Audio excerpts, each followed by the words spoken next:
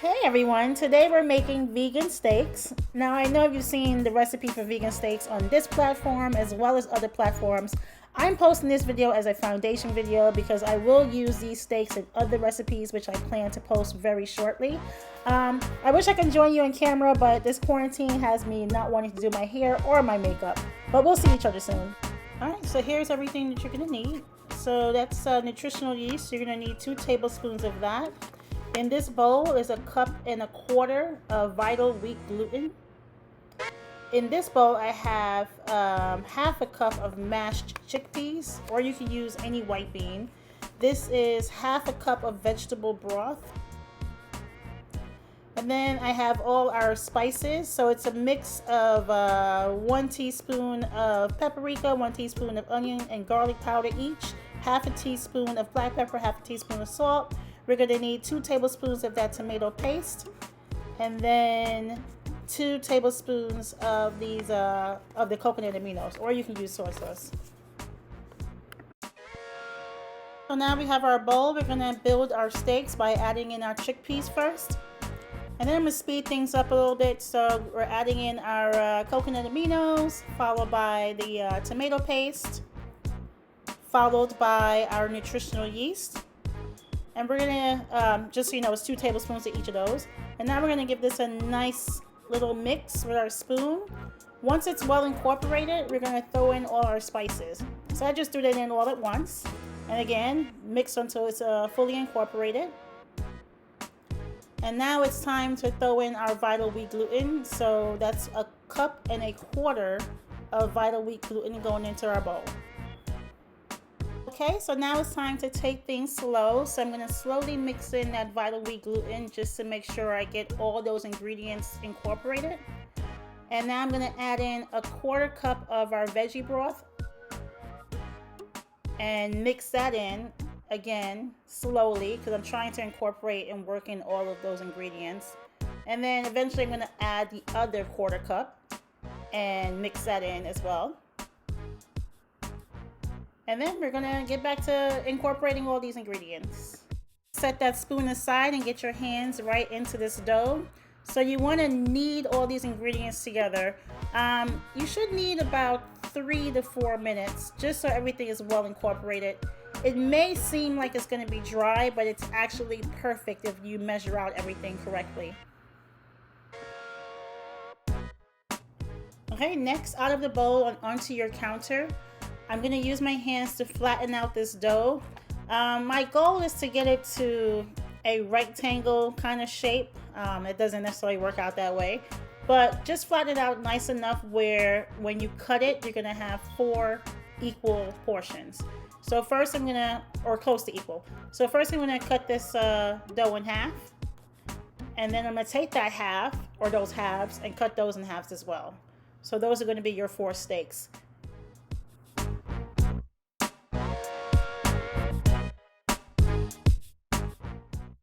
Okay, so we're going to take 1 portion of our steak and now we're going to roll it out.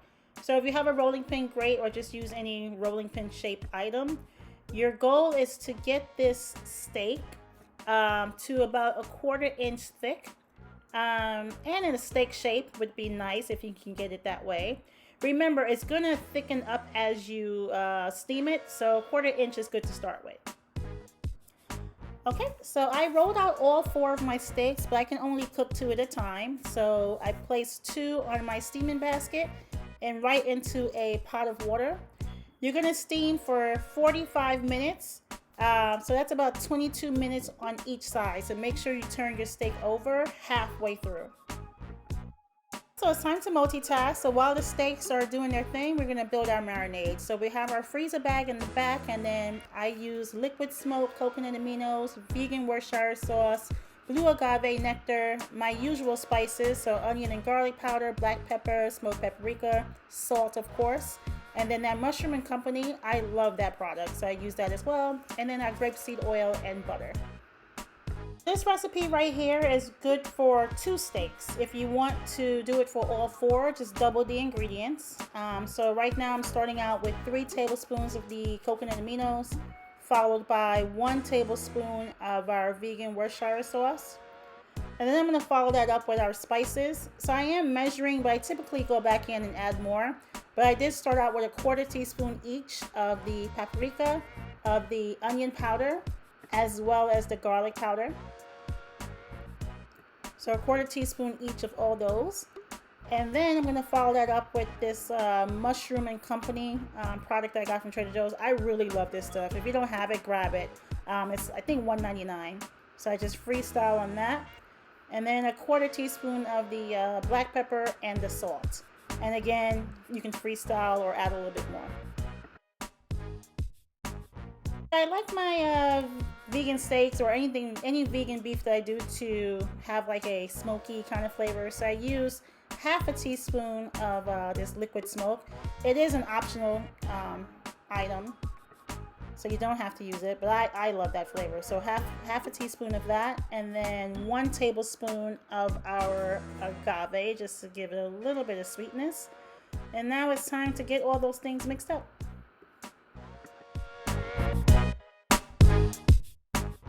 Okay, so after 45 minutes, you want to pull the steaks off the counter. Make sure you don't overcook those. So 45 minutes is perfect.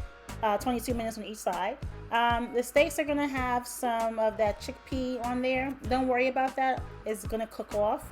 So I did put the steaks into our Ziploc bag along with the marinade while they were still hot. In my brain, it just made me feel like it would absorb it better if it was still hot. So there's no problem in doing that.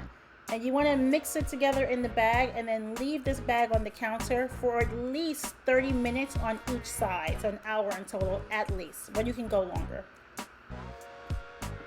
So I added 2 tablespoons of grapeseed oil and then 1 tablespoon of butter. The butter is going to give it a little bit more flavor. And I'm using this pan because I wanted grill marks on my vegan steaks. Of course, you can use any pan. And I'm going to place my steaks in. So I did 2 steaks. My other 2 steaks, after I steamed them and marinated them, I just put them in the freezer. So you can do that as well, if you're not going to need all 4. Okay, so I am cooking these steaks on medium to high heat. And I'm going to cook them at about, or maybe for about 4 to 5 minutes on each side. You don't want to cook them too long because obviously they'll be overcooked. So 4 to 5 minutes on each side is perfect. So I really wanted grill marks, but I didn't want to overcook my steak. So in that last minute of cooking, here's a trick that I did. I shot this after the fact. I took a piece of aluminum foil. I placed a can of something heavy on top of it. And then after a minute, you remove that can, you remove the aluminum foil, and you get your grill marks. And I didn't have to overcook it to get that. So it was perfect. Alright guys, here you have it, our vegan steaks with grill marks. I love vegan steaks. I make them maybe once a month anytime I have some free time because they do take quite a bit of time to make. But I like to have them on deck in the freezer for when I'm feeling for a stir fry or a burrito or just simply steak and potatoes. So if you like what you see, please hit that like button as well as comment on my video. I appreciate those comments. You can hit that subscribe and that notification bell so you're notified with new videos. I will be posting how I use these steaks very shortly, and follow me on my Instagram. Thank you so much for watching. I hope you guys have a great day and take care.